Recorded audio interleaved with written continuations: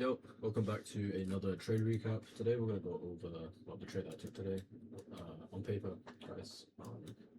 So right now I'm just going through paper trading right now. So I wouldn't really I'm not gonna spend any more money on prop firms until I'm like consistently profitable on paper. I want to watch all of ICT's core content month 4 until I even like look at the direction of prop firm trading. So yeah, let's go through today's day. First of all, we've got the daily. Right here, we have a inefficiency. I'm not gonna count this area of liquidity void-ish. Oh, no, I'm not gonna count this inefficiency down here because, as you can see, we have a balanced price range in this area. So why wasn't I short biased? Because we still had, well, rather we took out this void. Matter of fact, this whole area is the liquidity void, and yeah, we took that and rebalanced that completely. So what am I expecting now? I'm expecting this swing low, if we do create it, to not be touched. I want to also see if we go into 4 hour, us just disrespect this whole area here and just go back to all-time highs. So what was the basis of today's trade? So we have this rejection block. I don't know why that's there. So we have this rejection block here on the 4 hour, in which we created this swing low, tapped this at 2 a.m., and then rejected off of that. We actually closed below this, so technically this would be a sweep of sell side. So I wouldn't really look at any shorts right now because of what I just said. We had rebalanced that whole liquidity void, as well as that we have a rejection block, as well as that if we go to the 1 hour, we have, this is the rejection block on 4, we have the order block here and busy. Oh, what the? So we have a busy right here. We get a change in the state. I forgot to mark that out. We get a change in the state, and we have this inefficiency up here. So that was kind of my draw on liquidity today. So what entries did I take? Because there is a lot of buys and sells here, or rather there's 3. And this is going to the 15-minute. We failed to create this change in the state. If we did create that change, I would be a bit more skeptical on coming higher. But yeah, we tap into this change here. I view this as a propulsion block right here. Stop being at this low where it's safe. I wanted to see us just pump from here, which is why I took my first entry, which is this change, I think. Okay, so this buy here, I actually thought we created the change, but we didn't. I don't know why, but yeah, I just bought early.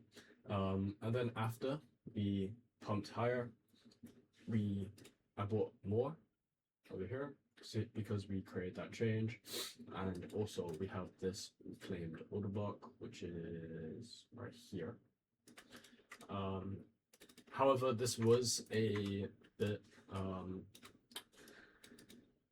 I'll call this a little bit, what's the word I'm looking for? A bit impatient, because this order block right here is not really sweeping any sell side, right? Actually, yeah, wait, I shouldn't have taken this entry at all because this didn't sweep any sell side. So there was no reason to take the entry. If we had got above here, then I would be looking for perhaps maybe longs, but otherwise no entry for me here. Next, we had taken out all of this sell side, which I did not expect because in the 1 hour we've already had that change. You could also call this some sort of liquidity void or vacuum. I don't know. I would need to watch the video, but ICT says if it's New York Open and we have a gap here. I don't know if it applies to vacuum or fair value gaps as well, but if we had this area here, then we can expect it to not be completely filled unless it's at the PM session. But AM session, we would expect it to not be completely filled because we have enough volume to come higher into this city. So going to the 15-minute, we have this change.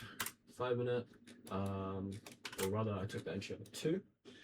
We took out the sell side here inside this 1 hour BISI, and looking at the 2-minute, we had a rejection block.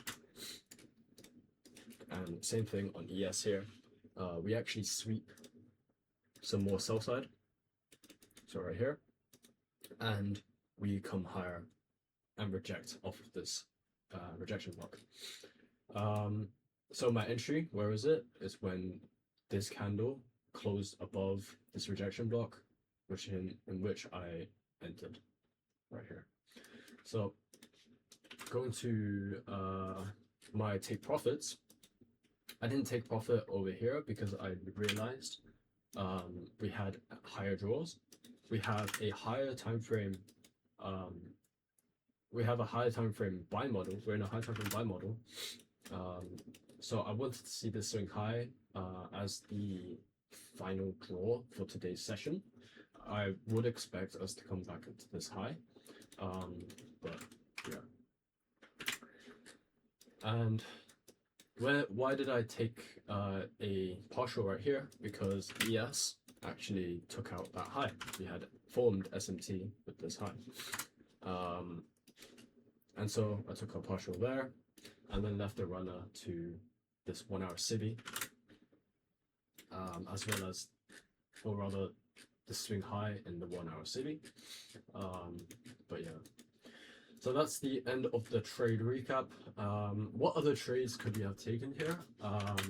Well, 2-minute, we formed a change in the state. You could have entered there and put your stop below the low. As well as that, maybe there was a breaker entry here.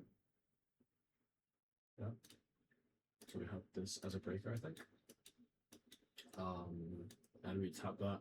We do disrespect the breaker, so maybe it's not as great as the rejection block entry. But yeah. Anything else I need to include?